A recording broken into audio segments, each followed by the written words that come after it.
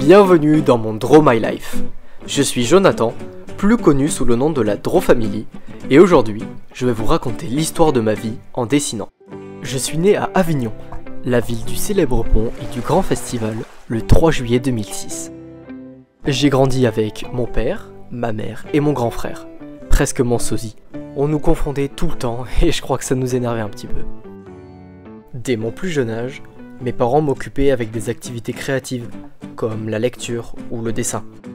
Pour eux, c'était hors de question que je regarde trop la télé ou que je traîne trop devant les jeux vidéo.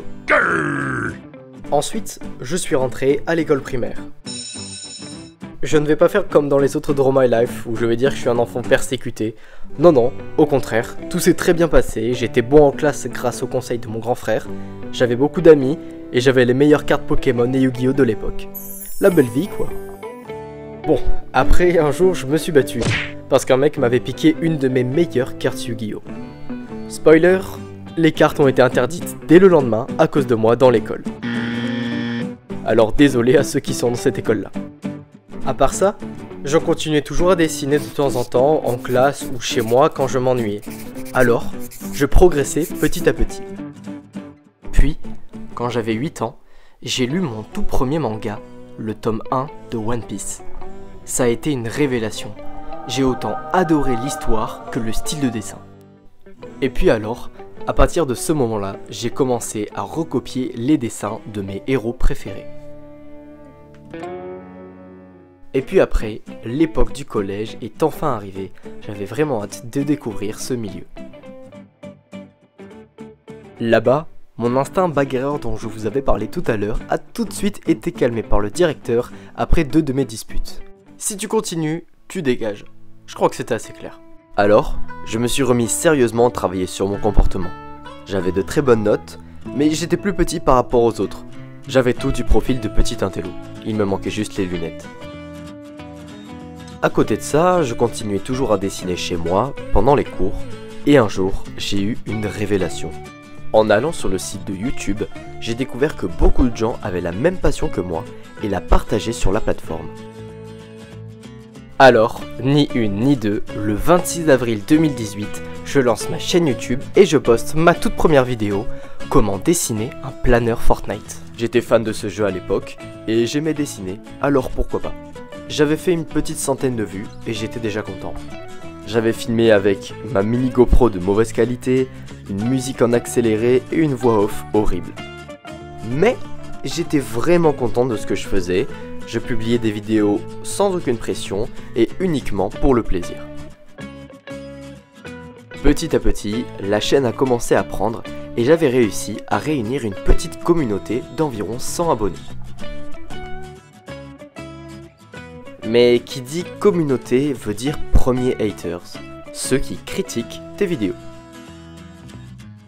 Sous une vidéo d'un dessin de Hunter x Hunter que j'avais fait, j'avais reçu une vague de haine. J'avais plus de 50% de pouces rouges, ce qui est absolument énorme pour une vidéo YouTube, et j'avais des dizaines de commentaires haineux. Voici un exemple du meilleur commentaire, je cite: « Il est horrible ton dessin, tu ferais mieux de crever, ça fera de l'engrais pour les plantes. » Mais pourquoi faire? Quel est l'intérêt de mettre ce genre de message haineux sous une vidéo d'un gamin qui veut juste montrer ses dessins à la terre entière? Et en réalité, ce message m'a tellement fait rire que je l'ai ignoré et j'ai continué à faire mes vidéos, je n'ai jamais abandonné cette idée-là. Au contraire, ce genre de commentaire m'a toujours motivé à m'entraîner encore et encore sur mes dessins et à améliorer mes vidéos. Alors, après avoir publié des centaines de vidéos, j'ai fini le collège avec une bonne progression en dessin et j'avais réuni une communauté de 2000 personnes. J'étais vraiment extrêmement fier. Puis, à la fin du collège, j'ai obtenu mon brevet mention très bien et j'ai été accepté dans le lycée que je visais en filière technologique, design et art appliqué. Je visais ce lycée car on m'avait dit que c'était la meilleure voie pour réaliser mon rêve, devenir un architecte. C'est donc avec ce désir de devenir architecte que je suis arrivé dans mon niveau lycée, dans cette fameuse section d'art appliqué. J'ai donc étudié pendant 3 ans de ce bac technologique le design, en me spécialisant particulièrement sur l'architecture. Mais nous avions donc d'autres domaines à traiter comme la mode, le produit ou encore le graphisme qui permettaient d'ouvrir ses horizons. Au lycée, j'avais beaucoup d'amis et je m'y sentais vraiment très bien. C'est d'ailleurs pendant ces 3 ans où l'on a gardé le même groupe de classe que j'y ai rencontré mon groupe proche, mes 4 meilleurs amis, avec qui j'ai passé les meilleurs moments de mon lycée. Normalement, c'est toujours mes fans numéro 1. À cause de mes études, et particulièrement l'année de première où j'ai le plus travaillé, j'ai mis beaucoup de côté le dessin et ma chaîne YouTube, j'étais beaucoup moins régulier et je ne prenais plus de plaisir à faire mes vidéos. Mais paradoxalement, en terminale, j'ai eu beaucoup plus de temps libre, où j'ai repris goût à créer du contenu et je me suis d'ailleurs remis dans le dessin avec plaisir. D'ailleurs, c'est cette même année de terminale que j'ai vécu le cauchemar de tous les lycéens, Parcoursup. C'était une période vraiment très stressante entre les limites de temps, rédiger les lettres de motivation, aller aux entretiens et attendre les résultats de son école. Mais malgré mes doutes, heureusement j'avais un très bon dossier et j'ai été accepté dans tous mes vœux. J'étais vraiment très fier et à la fois extrêmement soulagé de pouvoir étudier ce que je voulais l'année prochaine. J'en ai déjà parlé sur la chaîne, mais j'ai donc choisi l'école d'architecture de Lyon. J'ai d'ailleurs pris mon appart et je me prépare donc pour ces 5 ans de folie où je vais vous partager en vidéo tout ce que je vais vivre, à la fois vous exprimer mes ressentis sur ces études, vous montrer mes projets ou encore mon train de vie. J'espère que vous serez là pour suivre ces aventures.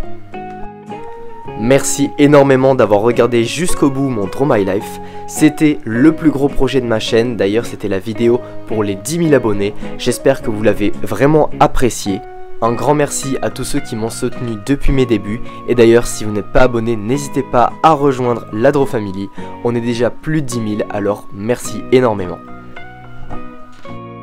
Maintenant qu'on a dépassé ce super palier des 10 000 abonnés, on va viser les 100 000. Merci encore à tous ceux qui m'ont soutenu. N'hésitez pas à mettre un petit pouce bleu et un commentaire. Ça marche toujours pour l'algorithme, ça me soutient. Alors merci à tous ceux qui le feront. Je vous mets juste ici des vidéos de ma chaîne que vous pouvez aller voir. Et d'ailleurs n'hésitez pas à cliquer sur ma tête juste ici pour vous abonner à la chaîne YouTube. Allez, on se dit à bientôt pour une prochaine vidéo. C'était la Draw Family. Merci encore pour les 10 000 abonnés et on se dit à bientôt.